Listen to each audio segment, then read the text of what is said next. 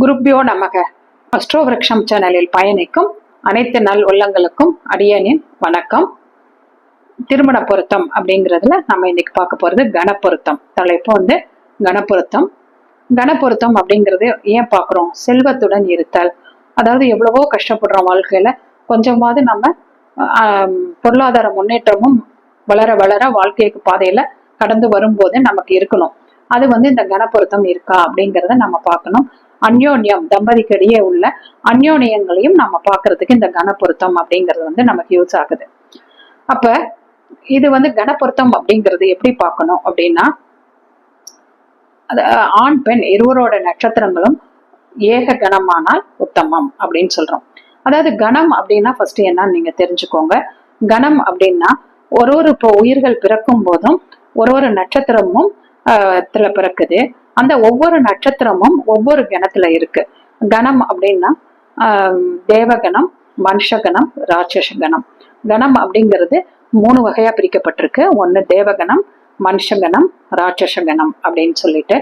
அப்ப அந்த கண பொருத்தம் வந்து எப்படி இருக்கு அப்படிங்கிறத பார்க்கணும். அதுக்காக தான் இதை பார்க்கிறோம். ஒண்ணு வந்து ஸ்ரீபுருஷ நட்சத்திரங்கள் ஏக கணமானால் உத்தமம் அப்படின்னு சொல்றோம். அதாவது தேவகணம் தேவகணமா இருந்தா, அதாவது ஆண் பெண் நட்சத்திரங்கள் தேவகணம் தேவகணமா இருந்தா உத்தமம் அப்படின்னு சொல்றோம். இல்ல ராட்சகணம் ராட்சகணமா இருந்தாலும் உத்தமம் அப்படின்னு சொல்றோம். அடுத்தது ஒருத்தருடைய கணம் வந்து தேவகணமா இருந்து மற்ற நட்சத்திரம் வந்து மனுஷ கணமானால் மத்தியமம். அப்ப ஒரு ஆணுக்கு வந்து தேவகணமோ இல்ல ஒரு பெண்ணுக்கு தேவகணமோ இருந்தால் மாத்தி வர்றது வந்து மத்தியமம். மனுஷகணமா இருந்தா மத்தியமம் அப்படின்னு சொல்லலாம். இப்ப ஒரு பெண்ணோட நட்சத்திரம் வந்து ராட்சகணமா இருக்கு அப்படின்னா, கணவருடைய நட்சத்திரம் மனுஷகணமா இருக்குன்னா அது ஆகாது அப்படின்னு சொல்லலாம். ராட்சகணத்துக்கு மனுஷகணம் ஆகாது அப்படின்னு சொல்லலாம். அப்ப ஆண் ராட்சகணமாக இருந்து பெண் தேவகணமாக இருந்தால் மத்தியமம் அப்படின்னு சொல்லலாம். பெண் நட்சத்திரம் ராட்சகணமாக, ஆண் நட்சத்திரம் 14 நட்சத்திரங்களை கடந்து ஒரே கணமாக இருந்தால் கணம் தோஷம் இல்லை, மற்றவங்கள்லாம் பார்க்க வேண்டாம் அப்படிங்கிறது ஒரு நிலைப்பாடு இருக்கு அப்படிங்கிறது சொல்லலாம்.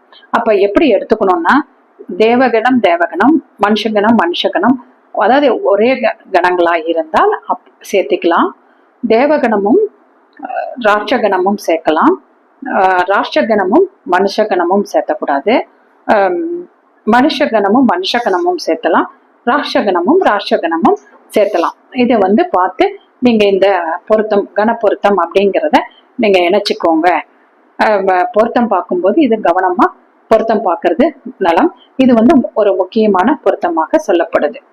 அதாவது தினம் கணம் இது 2ல தம்பதியருக்கு ஏதோ ஒரு பொருத்தம் கண்டிப்பா இருக்கணும். இதை வந்து நீங்க இருக்காங்கிறத பார்த்து தம்பதிகளை இணைக்கலாம். வாழ்க வளமுடன். 8122284840. ஏதாவது சந்தேகம் இருந்தா இந்த நம்பருக்கு கால் பண்ணுங்க, இல்லைன்னா வாட்ஸ்அப் மெசேஜ் பண்ணுங்க. வாழ்க